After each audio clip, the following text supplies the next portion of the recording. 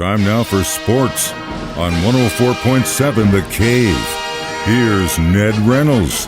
Mike, the intern, Ned Reynolds, back in the studio. It's Monday, and how did our Southwest Missouri baseball teams do in the state championships? Well, got one win, got one state championship, and that's Willard out of Northern Greene County. They won the state Class 5 championship, beating Webster Groves late Saturday night, 5-1. Dodged the raindrops to get it done, but hey, congratulations to Scott McGee and the Willard Tigers. They are the Class 5 state champions. Otherwise, Wheatland took a third place in Class 1. Iberia, and Mike, that's on the very fringe of our listening area, way up on the other side of Rolla. Iberia won the Class 2 title and finished the season undefeated. Licking finished fourth in Class 3. That's the high school, and in the one college situation down in Fayetteville, Arkansas, Southeast Missouri from Cape Girardeau made it to the championship game and lost to Kansas State.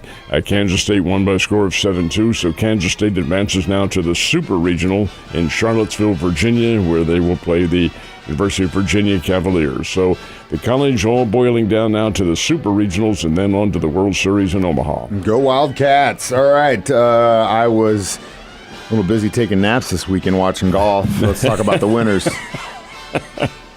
You're brutal, I'm telling you. Every time. You want to fall asleep?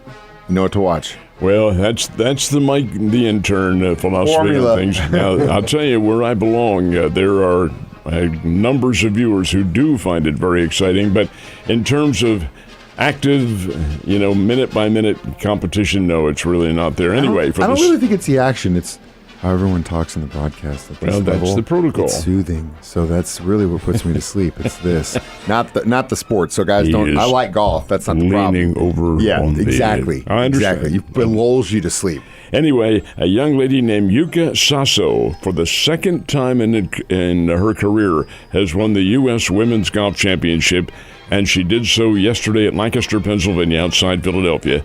And Sasso is 22 years old, and she's won the event twice. The first time she won it, several years ago when she was 19, she represented the Philippines. Her mom is Filipino. Her dad is Japanese. So this time she comes in representing the nation of Japan. She's the only two-time national winner ever of the U.S. Women's Open, only 22. Up in Canada, Robert McIntyre won the Canadian Open by one shot. McIntyre's from Scotland, but he played his golf at McNeese State in Thibodaux, Louisiana. We talk about a culture shock. But he had a good time down south, man. I bet the ladies ate that up. I can promise you he did, yes. Last but not least, we now have a Stanley Cup final in place. And speaking of polar opposites, one team from Canada and one team representing the United States. And the representative from the United States is at the deep end of South Beach down in Miami. It's the Florida Panthers. That's where they have their home ice. Boy, is that ever a paradox. Anyway, it's the Edmonton Oilers against the Florida Panthers, and the Stanley Cup Series begins next Saturday night. They will do so down in Florida. Very good. Edmonton defeated the Dallas Mavericks, the Dallas Stars last night by a score of 2-1. So the Cardinals were out east in Philly last night. How'd they do? Well, the Cardinals were looking to avoid a sweep. They had lost the first two games to Philadelphia, which arguably is certainly the best team in the National League and one of the best two in Major League Baseball. Their northern neighbors, the New York Yankees, have a similar record. Anyway, it was 4-4 going into the top of the 10th inning. Philadelphia had a number of chances to break the tie of 4-4, but they could not do so. Cardinals in the top of the 10th, Nolan Gorman. Base hit to right field, brought in the ghost runner. That's what they call the automatic runner on second base. Happened to be Mason Wynn. And the Cardinals beat Philadelphia. Philly couldn't respond, although they had the tying run on third base. So in 10 innings, the Cardinals beat the Phillies by a score of 5-4. And now the Cardinals head down to Houston to take on the Houston Astros. How about the Royals? How'd they do this weekend? The Royals, how about this? Trailed the San Diego Padres 3-1 going into the ninth inning. And what did Kansas City do? Hey, they're magic this year. 3 runs in the ninth, beat the Padres by a score of 4-3.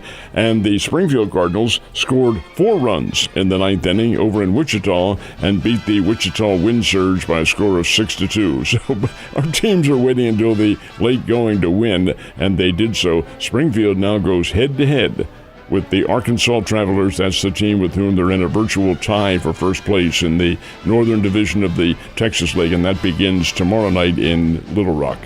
At least we're getting some wins out of it. Last but not least, NASCAR. Wow. This was absolutely wacko.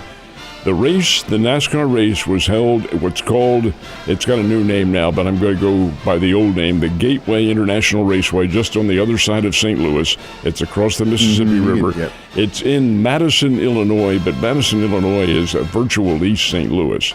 So they have the big racetrack there, and that's where NASCAR went. This race that they had there for the second year takes the place of the Pocono International race that they had. Pocono decided not to continue in the NASCAR circuit. So this one goes to St. Louis, and this, folks, absolutely wacko. I don't think I've ever heard of this. Ryan Blaney is the reigning points champion in the NASCAR race.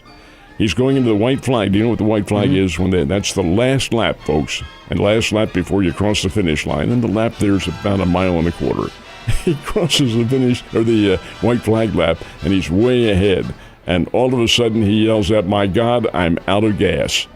He had, I don't know, he miscalculated, or the crew miscalculated or something. He's running on empty. And the car obviously slows down. And a kid named Austin Cindric, a relative youngster who hadn't won in 85 races, roars right past him and gets the win on the final lap because the competition ran out of gas. God, he's having a hell of a Monday today. Oh, man. And someone's probably looking for a new job. Either way, Ned, you have a good day, and I will see you on Tuesday.